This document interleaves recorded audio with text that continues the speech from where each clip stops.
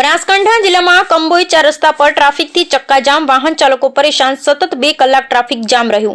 Sihori Patan road પર Kamboi traffic થતા emergency ambulance ફસાઈ, દર્દીની આવદશા, ટ્રાફિકના કારણે માનવ જિંદગી જોખમમાં. બનાસકાંઠા જિલ્લામાં આવેલા કાંકરેજના બનાસ નદીમાંથી ચાલતા સાદી રેતી ખનનથી કંબોઈ 4 રસ્તા પર ટ્રાફિકની સમસ્યા માથાના દુખાવા સમાન બની ગઈ છે. આજરોજ કંબોઈ 4 રસ્તા પર 4 વાગ્યાથી ટ્રાફિક જામ જોવા મળ્યું હતું, ત્યારે દૂર દૂરથી આવતા વાહન ચાલકો કલાકો સુધી ટ્રાફિકમાં ફસાયા હતા.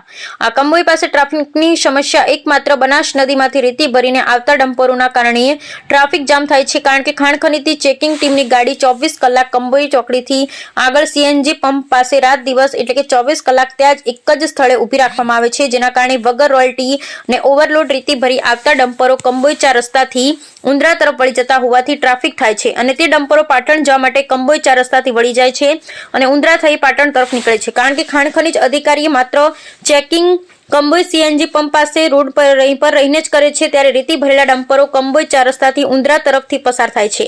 ત્યારે કંબોઈ 4 રસ્તા પર ટ્રાફિકની સમસ્યા ઊભી કરે છે. ચેકિંગની ગાડી માત્ર કંબોઈ જ રહે છે. જો જામપુર, કસલપુર, ઉંદ્રા તરફ ચેકિંગ કરે તો આ ઓવરલોડ ડમ્પરો સીધા પાટણ તરફ નીકળી જાય તો ટ્રાફિકની સમસ્યા હલ થાય. અને ડમ્પરો રોડ પર વચ્ચે ઊભા રહી ચા નાસ્તો કરવા જતા રહેતા હોવાનું પણ જાણવા મળ્યું. કંબોઈ 4 રસ્તા ટ્રાફિક જામ થતા એક એમ્બ્યુલન્સ પણ ફસાઈ, ત્યારે કંબોઈના સેવાભાવી યુવાનો આવી એમ્બ્યુલન્સને મહા મુસીબતે પસાર કરાવી હતી. Bureau report Ramjibhai.